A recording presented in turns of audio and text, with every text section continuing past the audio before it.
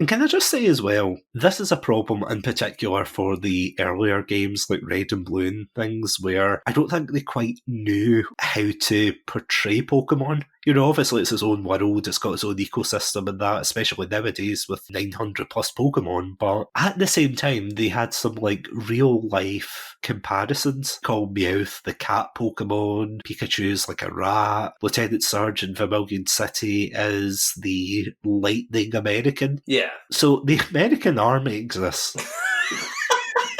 I just want to point that out. Like, I know people will be like, oh, it's not canon anymore, but it's like, hypothetically, out of all the world, the Americans are there and they've got an army. Of course they are. Is that what armies consist of in this universe, though? Is it like majoritively Pokemon trainers? It must be, because in this gym, you get people like, oh, I served under Lieutenant Surge and all this. And it's like, in what war? What's going on here? Was it like freaking Pikachu storming Omaha Beach like on D-Day? Stuff like. But that's the thing, though. It's like the whole Civil War I told you about, the one in X and Y, that didn't happen until 3,000. I think it's 3,000 years prior. So, like, what war was he fighting in? Because there's clear like dialogue saying, I served under Lieutenant Surge. It's like, how? Why? Where were America invading in the Pokemon universe? You know what? I don't even want to know.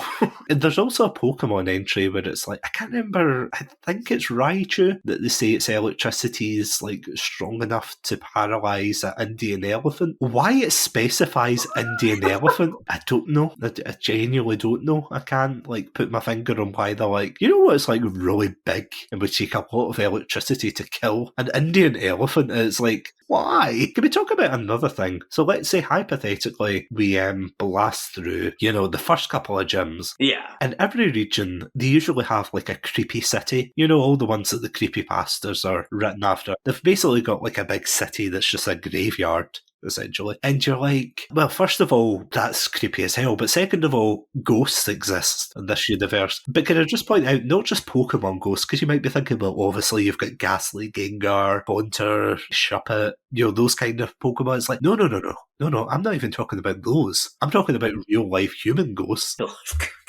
No, seriously. They're in X and Y. They're in, I think, Diamond and Pearl. You go into like a mansion and there's like a young girl with her butler, I think, at one point. Yeah, there's loads of ghosts. And there's like a supermarket in Sun and Moon that's just infested with them.